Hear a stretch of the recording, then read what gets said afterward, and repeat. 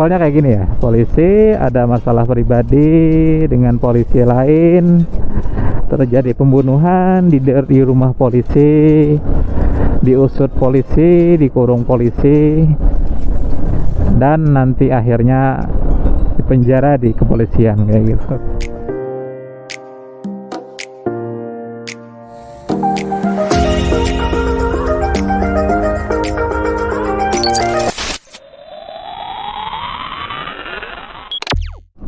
Oke, kita hari ini mau kembali lagi bahas hal yang paling sensitif menurut saya dari berita yang beredar beberapa minggu terakhir, yaitu ya bisa dikatakan polisi bunuh polisi ya. Bukan rahasia umum lagi ya, semua orang tahu sih pelakunya siapa, korbannya siapa, terjadi di mana, dan siapa yang dirugikan kayak gitu, dan motif apa kayak gitu. Ada seorang polisi, simpelnya kayak gini ya, polisi ada masalah pribadi dengan polisi lain, terjadi pembunuhan di rumah polisi, diusut polisi, dikurung polisi, dan nanti akhirnya dipenjara di kepolisian kayak gitu. Simpelnya kayak gitu ya guys. Kalau lebih rumitnya nanti kalian cari tahu sendiri deh beritanya apa. Saya itu sebenarnya males banget ngikutin berita kayak gini, ngikutin berita apalagi bahas ya. Cuman sedikit banyaknya saya mau mengemukakan pendapat. Belibet. Pendapat pribadi aja sih. Jadi kita kan sebenarnya apalagi masyarakat Indonesia ya, sering banget lihat oknum polisi yang ya itu kita harus akuin kalau dalam kepolisian banyak orang yang baik kayak gitu, banyak orang yang benar-benar bertanggung jawab dalam tugasnya. Tapi lebih banyak yang diekspos itu kadang ya itu tadi, hal simpel aja deh, kayak sejenis tilang, razia bodong kayak gitu. Itu kan sebenarnya merugikan masyarakat ya. Dalam arti merugikan itu kadang kalau misalkan polisinya nggak jujur, dia mau ngambil uang tilang kayak gitu, beres di tempat aja, entah itu bisa atau enggak ya saat ini. Kalau dulu sih saya pribadi aja ngalamin kayak gitu, uang damai kayak gitu. Semoga untuk saat ini nggak ada lagi ya pungli di jalan kayak gitu. Kalau memang benar-benar nilang ya nilang kayak gitu, bayar denda atau misalkan disita STNK atau BPKB-nya kayak gitu. Tapi nilai kepercayaan dari masyarakat pun akhirnya juga turun naik kayak gitu. Turun naik dalam artian masyarakat memang kalau misalkan sebenarnya nggak bagus sih dibanding-bandingin, cuman harus ada perbandingan kayak gitu.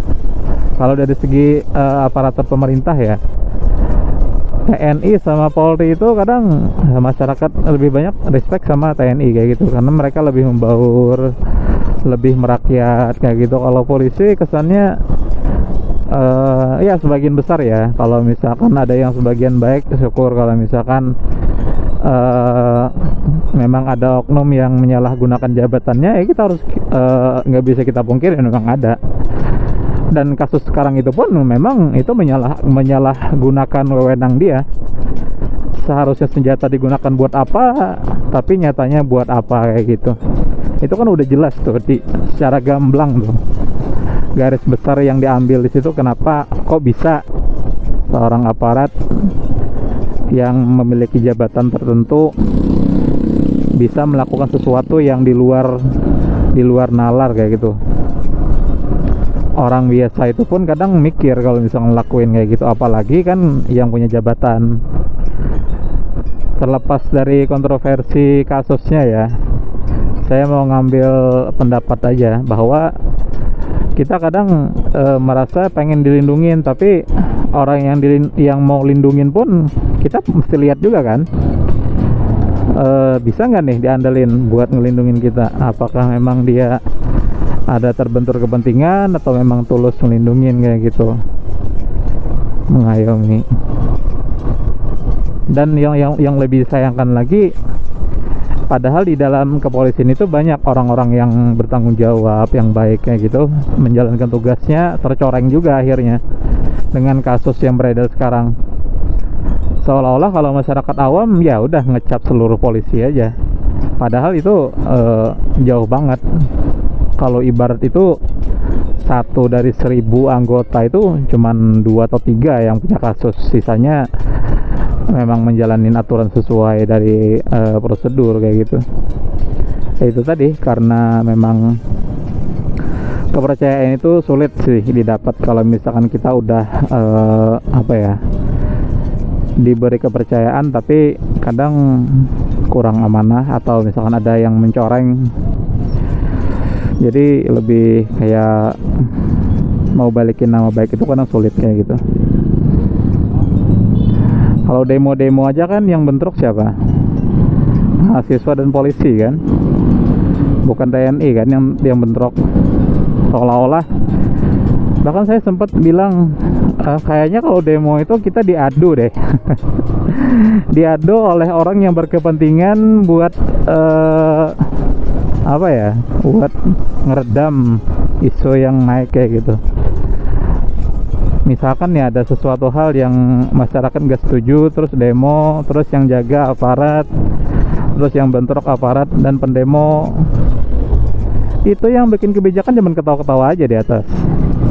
Mereka nggak turun ke bawah. Itu sih yang brengseknya mafia-mafia di belakang itu semua.